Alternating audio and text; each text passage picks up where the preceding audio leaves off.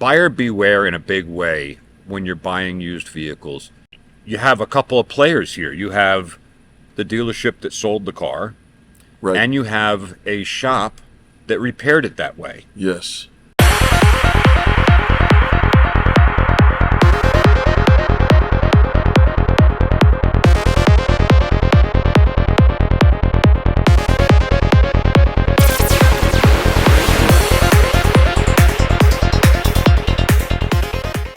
Hello, everybody, and welcome back to another episode of the Airing of Grievances. So nice to have you along with us today. It is a good day, at least I hope it is where you are. It is right here. And I'm Eric Reamer. That's Robert Grieve. And if this is your first time joining us, hey, welcome to the channel. Do a favor and just click that subscribe button. That means you're going to get notified whenever we add another Airing of Grievances episode. We've added a lot of them. This is like 124, and they're all in a nice playlist for you, so you can go check it out, the Airing of Grievances playlist. But if you're here now, we genuinely appreciate you being here. We've got another story that is really an important one to make you aware of certain things that are happening. And before we get to that, though, if you see something you like, give us the thumbs up, if you would, please. Here's a couple more just to remind you. We appreciate that. Just do it now. That's the good advice. Just do it now. And we'll thank you on the other side as well. Rob, happy Saturday to you. To you, my dear friends, thanks so much. We appreciate all you tuning in and the comments and it's Yeah. I just so appreciate all of you. I This, really do. This has become quite the community, and we're so grateful for each and every one of you. If you want to join the community and whatnot, share this with others so that the community gets better benefit all the way around. Yeah. All right. But these videos are consumer focused. Sure. But we have lots of amazing shops that are finding value in them and showing them to consumers as well. Yes. I mean, that's what these are for. You know, we had a comment on one of our most recent videos that said, I don't know where I would be if I didn't have this information. And so It's fun. Yeah, It's fun for all of us. fun and in some cases saves you money and maybe even somebody's life. Yeah. All right. So today, Rob, we're going to we've got the case of a referral of sorts. Ish. And we'd love to hear how you're going to frame this. And I would too. It'll be a surprise to all of us right now. So, we're going to talk about used cars again. We did a few videos ago, Yeah. and we talked about some things to look for. So when you're buying a used car, you know, you get a better sense of what it is you're buying up front. And not have to necessarily have somebody look at it and decide if it's good for you or not. Right. It's always good to get a second opinion. This vehicle was bought at a gigantic dealership group, Okay. nationally known Yeah. as a used vehicle, and the guest, after she bought it, you know, had a little bump. Okay.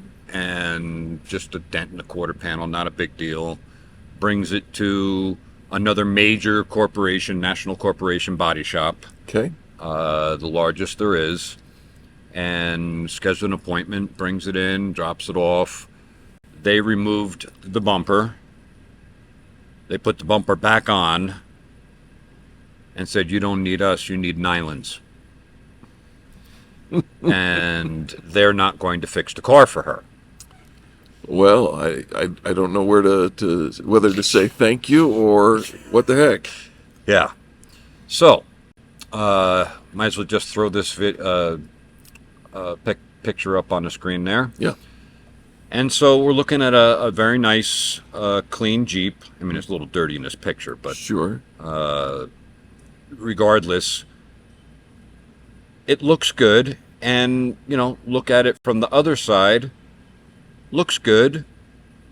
All right. Yeah. I'll buy it. Careful. Buyer beware. we're going to drill into this a little bit and show you some things that these two photos don't really show you, but are there. You know that I am a professional magician. And the art of illusion is having something, seeing something that isn't there, or not seeing something that is. Yeah. And in these two last pictures that we just showed you, you're probably not seeing what's really there. What I saw when I walked past it. Yeah. But that's just a curse of my own being in this You do have crazy industry. strange vision. Yeah. So going to the next one, we got a picture of the tail light, the tailgate fitting above the light, fitting beside the bumper, and the bumper fitting to the tail light. Yep. And we take a look at the other side, picture the same thing, and maybe we can combine those two pictures Put them side by side. side by side and take a look. And I think right there you're going to notice, what's different. One of these is not like the other. It's just like that. But I'm going to help drill into this a little further. I think you would. You should, at least. So now I'm going to add some lines to call out. So here is that same picture with some lines on it. Driver's side. Driver's side. Yeah. And same on the passenger side. Sure. Now, so let's put those pictures together and look at them. Okay. And, yeah, well, that kind of tells a story that things aren't fitting. Yeah, it doesn't look exactly this, mirror image, left side to right side. Right, and that should cause concern. Yeah. That should cause concern. Because if those things are like that, it generally means there's something more going on than meets the eye. Even though it's a great deal on this vehicle, and I don't care if those lines are like that, maybe there's something that you do care about. Yeah. So, That's a pretty big gap there. yeah. So that's how the tailgate is meeting the quarter panel, and it's recessed, which is, again, maybe you can live with it. Go to the other side, you don't see that same thing going on. And now taking a look at the way that tailgate and the light come together, Yeah. as well as the tailgate at the top You got with three. the quarter. You got three dimensions happening here. They in should this be picture. flush. You should be able to run your hand across them and then be flush, not be offset like this. Yeah. Which means, and even if you go to look at the bottom of the picture where the tailgate's meeting the bumper under the taillight, you can see that there's a difference there. Sure. So, it means it was damaged. It wasn't delivered from the factory like that. Right. So, and then if you look at this picture, and this would be a good one to put a side by side as well. Sure. Much less gap. There's no gap. Right. And then if you look at the other side, as we're looking at them both together, Yeah. you can see it's a big gap, no gap. Yeah. So there's definitely issues there. So the rear bumper, Yes. it's got these sensors. Those sensors are not functioning. That's why there's an X on them. Okay. So okay. Yeah. All right. So, and you can again see how close the tailgate is to the bumper on this passenger side. Mm-hmm. It's not fitting in the hole just the way it's supposed to. Right. Now we take the bumper cover off, and so this is the bumper cover. You can see the car behind it. And let's look inside the bumper cover. It's got blind spot monitors. Yes. So those blind spot monitors, they're very, very important. Sure. Looking at the rear of the car, now you see this plastic bracket that goes around, and we're going to spend a couple minutes on that. Okay. It's broken, and it's attached with everything except for what it's supposed to be attached with. So let's take a look. These two screws Yep. don't belong there. They don't. They're not the right. They're not the right thing. And you can see above this one with the circle that there's still a hole where the bolt should have been coming through that gets a nut on it. We'll get into that in a minute. Yikes. Here's another one that's supposed to be attaching. There's nothing there attaching it.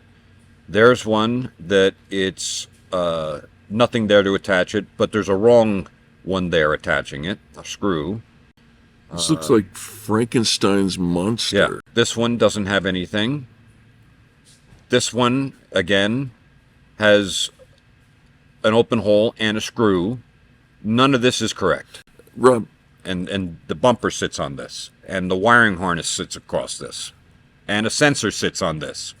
open holes are bad, right? Yeah. Yeah. In this particular case, Okay. because they're not meant to be. They're not designed to be open. Yeah. Okay. So there it is again. You can see all the different stuff. We put a big green X on it. Got to go. So we take it off, Took that plastic that molding. plastic piece off, Yeah, and yeah. get it out of the way. Uh-huh. And we're going to look a little closer at these holes. You Yeah. can see through the plastic. These holes are actually in the metal. Okay. And while we're on this picture, you can see that this rear body panel is still all damaged. It's crumpled. It's that hole had a welded stud that came out of it that a screw goes or a nut goes on. Okay. It was ripped off, as was that one. You can still see the remnants. Yeah. The hole above it is from the screw that they put in to hold that plastic. Oh my gosh. Here's another shot of What two should have holes. had a post coming out of it Yep. and the screw below it Yep. that they drilled in. Oh, Yep, man. same thing there. Wow. This is showing. This is amazing. This vent, this plastic vent, Yeah. is broken. But look at the rear body panel, the metal piece. It's actually got a hole at the bottom of it. Because this car is still damaged. How could this ever be released? It's called putting lipstick on a pig. Make it look pretty decent to the average person walking by, and they'll buy it. But what's underneath that lipstick, it's not good. It's not good at all. So we go inside and look at the trunk floor. Okay. And the trunk floor is attached to the frame rails. Sure. So on either side where it comes up, those are frame rails. And then this is the floor. You'd find your spare tire or whatever in there. Yeah. Looking a little closer at the driver's side, you can still see the floor is significantly damaged. Sure. And the passenger side, Also. similar Yeah. damage. Like getting a little closer on a driver's side, Wow. that's incredible. Yeah. And the passenger side, the same. This car is still Very damaged. damaged. Now, we didn't go with all this damage. We didn't feel as though we needed to set up the car and measure it, but I would say it would fail a frame measurement. My gut, but we did not do that, so I can't say for sure. And then I went in and turned the key on so I could see if there's any error messages coming up. Yeah. And the first one is the active brake assist functions are limited. See the owner's manual or operator's manual. That's the thing that slows you down in case you're coming up too quick on somebody. It's actually, there's a lot of things connected to that, but yes, All right. the active blind spot assist is inoperative. Inoperative. Yes. Active lane keep assist is inoperative. Inoperative. So, what looked like, let's just go back to our very first picture. Yeah. What looks like a decent vehicle. I Sure. don't see anything that's jumping off the page at me. Right? Nothing's functioning properly. Nothing lines up properly. And there's still holes in the vehicle that water's going to get in. By the way, when we first brought this in, there was a pool of water underneath the spare tire. Goldfish could have been swimming around in it. Because all the road water and everything is getting up in those holes and Through going those holes. right inside And the vehicle. You know there's got to be rust coming out of that There will be. at some time. Oh, yeah. And then there would be on the rear body panel, too. But also, the rear body panel being damaged like that and the floor being damaged like that means that if you got hit in the rear again, those areas would fold much easier, and that's not the way the car is designed to absorb energy. Right. And could be catastrophic depending on how badly it was hit in the rear. This is important stuff if you're buying a used vehicle, to take notice of these little details. They're telling you something. Yeah. To emphasize the importance of the transfer of energy, we made another video, and it is well worth your taking a look at. I'll put a link up here as well as down in the description box. These are the things, the concept of transference of energy are the things that keep you and your family alive. Yeah, and used cars are used cars. Sure. This was at a dealership, which is horrible to say, because you'd want to trust a dealership, a national brand dealership, that they're not going to sell something like this. Right. But they did. And that's clearly a problem. Wow. This situation is going to get resolved for the guest. Okay. So it was good advice. Take it to Nylund's. Yeah. This is going to get resolved. And the guest is going to be driving a different vehicle. But again, you have a couple of players here. You have the dealership that sold the car, Right. and you have a shop that repaired it that way. Yes. And likely there's an insurance company that paid to repair it to begin with. Buyer beware in a big way when you're buying used vehicles. And like I've said in previous videos, if you're buying a used vehicle, try to buy it from a dealer, a reputable dealer, which was here. But if it had been certified pre-owned, that adds another layer of protection because you have the manufacturer backing it up as well. Yeah. So that certified pre-owned adds a lot of value to you, not only in the things you get because you get extended warranties and supposed to be peace of mind, and it's gone through a more extensive check, all the rest of that. This car is not safe to be on the road.